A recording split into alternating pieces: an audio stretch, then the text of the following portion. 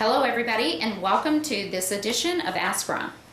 Okay Ron, our first question today is from Dwight Glasgow. Hey Dwight. Dwight's question is about a previous answer that you gave, so let me give you the information on that. And Where's Dwight from? He didn't say. He didn't say. He did not tell us. All right, we'll just imagine. Okay, the question in reference was an ARV of $130,000. Yep. Monthly payment $1,400 PITI. Yep. The mortgage is $139,000. Yep. The seller's 2 payments behind. Okay. And the seller wants to deed. This was submitted by Corey Wolf originally. You advised Corey you don't want a deed. You don't want the deed to the house. The house is over leveraged with the high payment. Correct. You said it's a pure axe deal, Yes. and that he could sign it up on a purchase and sale agreement that you're going to get the deed, then go get the buyer to take the deed from you, see if you can Yeah. get the 5,000 or so. Yes. And maybe you could even get 10. Okay, Yes. so Dwight's question is, with reference to that question, why use the purchase and sale agreement instead of the lease purchase? Wouldn't that be a subject to deal, hence causing more money in closing fees? I could do either. Here's the thing, Dwight. If I sign it up with a lease purchase and then I go into the marketplace, I have the right. I'm sorry. If I sign it up with a purchase and sale, then go into the marketplace, I have the right to deed it to my new buyer, and I wouldn't do it without telling the seller and getting her okay, because the loan still would stay in their name or stay in their name. But I also could go to the marketplace and lease option it. I would simply go back and get a different agreement signed at that time. But with the purchase and sale, I have the flexibility of doing either, and I can always say I will sell you the house to my buyer and get $5,000–10,000 out of them, because I can, since we can just deed it to them. And don't forget now, those payments have to come out of whatever you collect from your buyer, or whatever, whoever's deal this was, collect from their buyer. So if I go get 10 grand, I got $2,800 to make up right then and there.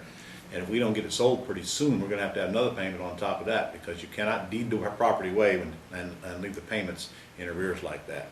So you could use either one of them, but frankly, I would rather be able to say, I will sell you this house with no bank qualifying. It'll attract more attention and probably collect more money from my buyer, in this case, not my tenant buyer. Hope that answers the question.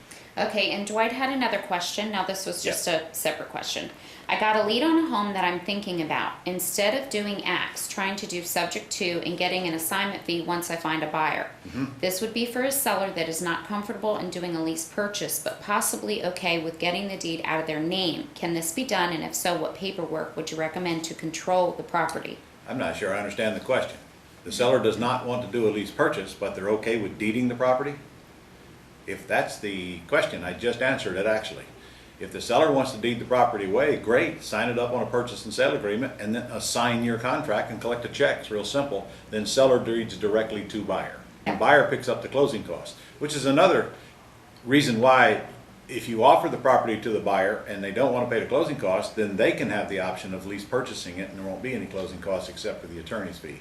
However, they'd be kind of foolish not to come up with it if they get a chance to buy it, but their decision. Okay. All right. The next question is from Randy, and it's Randy King, and he's from Alabama. Hey, Randy. In the live stream from Baltimore, you mentioned that sometimes you use a credit repair service when you want to increase the probability that a tenant buyer will actually buy the property. Oh, almost every time. Could you elaborate on this, and which credit repair service do you use? Oh gosh. I don't know which one Scott uses. I know there is one that we use called Global. This is a long website, so you better get ready to write. globalrepairandrestoration.com. I would definitely get a shorter URL if it was mine. globalrepairandcreditrestoration.com. Jay uses one, I think it's jayscreditrepair.com, I'm not sure. Anyway, they're not difficult to find, and if that doesn't solve your problem, go ahead and email us a request and we'll contact Jay and even the I&I to see which one they use and get that back to you. And I'll do the same with Scott. I don't honestly know which one we use. Okay. All right, Randy, I'll definitely respond to him. Okay. I'll get that information. All right. For him. Okay, next By the way, we're going to have one at the convention, and so make sure you're there, because this is an important part of your selling process. Also, maybe for your own personal life. You'd be surprised what these credit repair people who know what they're doing can do to your credit. It's not unusual at all for them to bump your credit score 100 points in about 6 months or so. I mean, that's huge. That'll get most people qualified that wouldn't normally get qualified. And you'd be surprised what they can take off your credit report as well. All right, next is Richard from Michigan. Hey, Richard Richard. Hewitt. When selling a free and clear property on a lease option, who insures what in relation to fire liability and Okay. such? The seller is the only one that can insure the property. Whoever owns the property must insure the property, Richard. It's that simple. So if you own it and you're lease optioning, you have to insure it. If you are lease purchasing it from the seller has to insure it. If you are buying it with owner financing and then you are selling it with owner financing, the buyer you're selling it to must get a policy and name you and your lender as underlying mortgagees. Whoever owns the property must insure the property. Okay, and then what about taxes, Ron? Who pays the taxes and gets the tax credit for the property? On a free and clear property, the buyer should be paying in, if they're buying it on installments, they should be paying 1/12 of the taxes and insurance every single month. And I would suggest you use a company called Escrow Services. That's escrowservices.com to collect the payment and make the underlying payment and pay the taxes and insurance for you. We do that as well. So if it's if there is an underlying debt, then the underlying debt is probably collecting the taxes and insurance. So the tenant pays it in, and when the seller makes the payment, it's already taken care of within that underlying escrow company collecting it, and they'll pay it out every year.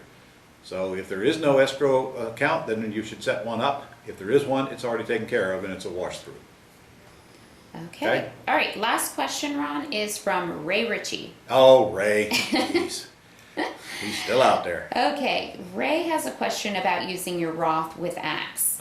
He is interested to find out what is the paperwork to set up front with an Axe deal with the seller so the assignment fee will roll into the Roth. All right, that's a good question, Ray. What I really don't want you to do is to put your Roth's name at the top of any contract in case there's ever any kind of a lawsuit or trouble. I don't want your IRA involved in it.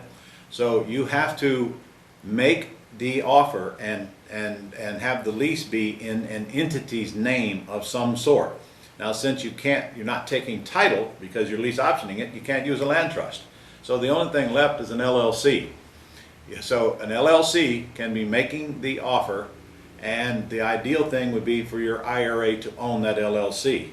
It can be done other ways. You can make the offer in an LLC that is a management company that your IRA doesn't own, but that's going to get tricky because obviously I'm worried about the self-dealing thing. Simplest thing is have your IRA own an LLC 100%. You should not manage that LLC, and you cannot get paid to manage that LLC. You cannot get remunerated in any way. So somebody outside of your linear descent should manage that LLC, and your IRA should own the LLC. And that way you do all the business in the LLC, and then when you profit, you just pass that right on through to your IRA account. In fact, if you don't even have to do that, you can leave the money in the LLC and not transfer it to your third-party administrator because it is 100% IRA owned. You should, because you are going to have to account for these transactions through your third-party administrator before your year end. I get that question a lot, Ray. It's actually a good one, which I'm surprised coming from you, but it's actually a good question. And it's a little complicated, but it's not complicated once you get it. It's like everything else. You think it through, and you ask yourself, how am I going to avoid self-dealing? And the answer is, I don't want to have any remuneration to me whatsoever on this deal. And if you've conquered that, and your IRA is the owner of the LLC, you shouldn't have any problems. But again, you can't get paid, man. And I want all of you listening, don't trick yourself into believing you're going to suck out fees. The worst thing you can do is put yourself in a position of self-dealing. And by the way, while I'm on this subject, day after tomorrow, I'm going to be taping a brand new IRA course in Dallas at the end of Jay Connor's event with Quest IRA company. And that's all going to be on tape, and you'll be able to get it pretty soon, all brand new, state-of-the-art, with the expert sitting right there beside me. So be on the lookout for that. And guys, if you haven't signed up for the convention yet, come on, are you kidding me? First of all, Quest will be there along with a whole bunch of other people in the trade show. The list of things we're going to do there is endless. I'm sure you're getting sick and tired of hearing that about right now. So why don't you just sign up and get me off your back? Wouldn't that be easier? Starts July the 3rd. We're going to do an all-day ACT seminar. Are you telling me you're going to miss that? Come on. What are you doing more important? It's July 3rd. It's July 4th. Come on. sit home, cook hamburgers, get smoke in your hair. What's the deal? Come to Vegas. By the way, the room is only $99 a night at the Red Rock. It's a beautiful, beautiful hotel. I'm on my way out there today to do some, to stay there and do some filming. So get your reservation in. You know the routine. Call 800-567-6128 right now. Tell them you want a Platinum Pass. It's only $297 for 2 people. It's going to cost that. It's going to cost us more than that to feed you at our banquet and our Las Vegas show. Cost you more than that to get into the Las Vegas show. Get registered. Go to newagewithron.com. Did I get that right, Debbie? You got it right. I'll remember that by the time the convention is over. And get registered for this thing. Come on, get on it. Let's go. You're going to miss it. We're filling up fast. We're going to have a great crowd out there. Got people coming from all over North America to this thing. And we're going to have a great time. Got some surprises for you as well. And, you know, it could be you that wins that vacation for 2 to Hawaii. Have you heard about that? Maui. 7 nights in a resort. Even furnishing you the rental car, airfare. We'll fly you over. May fly you back if you're good. Paying for all of that. Somebody's going to win that great. Oh, what I'm telling you, just looking at the pictures of this place makes me want to go. And then, of course, somebody's going to walk away with $5,000 cash. It could be you. Get registered right now. See you in Vegas.